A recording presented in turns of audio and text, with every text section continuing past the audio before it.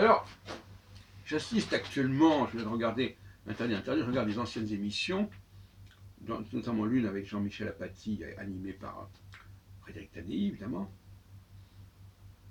Et je ne me souviens plus du nom de son interlocuteur d'ailleurs. Et vous le trouverez certainement sur Internet. La question de savoir, c'est vraiment de la subjectivité du journaliste. Pourquoi il choisit ce sujet et pas l'autre, pourquoi on parle de ceci, pourquoi on ne parle pas de cela. Et je pense que l'astrologie permet de répondre à cette question. Notre subjectivité peut se calculer de deux façons. Soit parce que nous sommes martiens, jupitériens, saturniens, ce qui fait que nous englobons plus ou moins d'informations, et que les exigences épistémologiques du saturnien ne seront pas celles du jupitérien. Le jupitérien, il peut se permettre de trier les informations, de ne pas mentionner certaines informations, parce que ça ne paraît pas utile. Je connais un grand nombre de jupitériens comme ça, ils n'ont aucun scrupule à ne pas parler de certaines choses qui leur paraissent inutiles ou gênantes.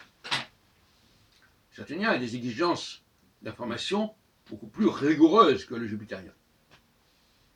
Il ne peut pas se permettre de ne pas parler de tout ce qui existe.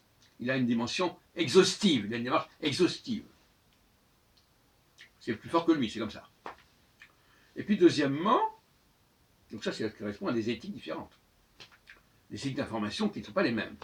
Faut-il informer, faut-il ne pas informer, faut-il parler de cette information ou pas? Eh bien, le jupitérien ne va pas réagir comme le saturnien. Parlons pas du martien. Et d'autre part, il y a les périodes. On passe par une période de quadrature ou une période de conjonction ou opposition. Et la mentalité peut changer. Donc là encore, il y a une autre variable qui va jouer et qui fera qu'à un moment donné, telle personne n'aura pas forcément le même comportement qu'à telle autre période. À des périodes où elle sera,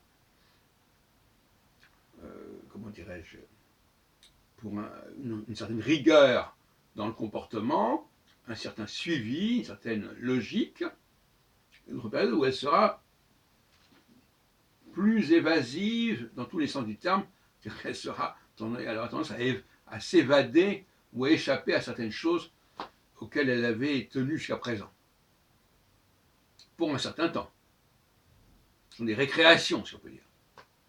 Et pendant ces périodes de récréation, il ne vaut mieux pas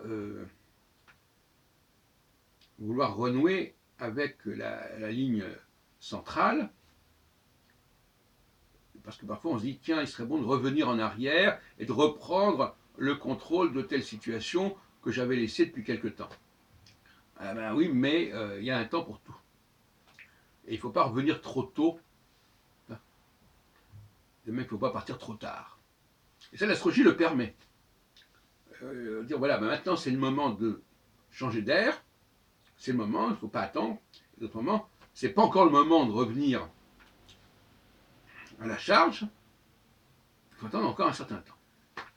C'est ce qui a permis, ça permet pas mal de pas de côté, d'éviter pas mal de pas de côté, où l'on fait les choses à contre-temps.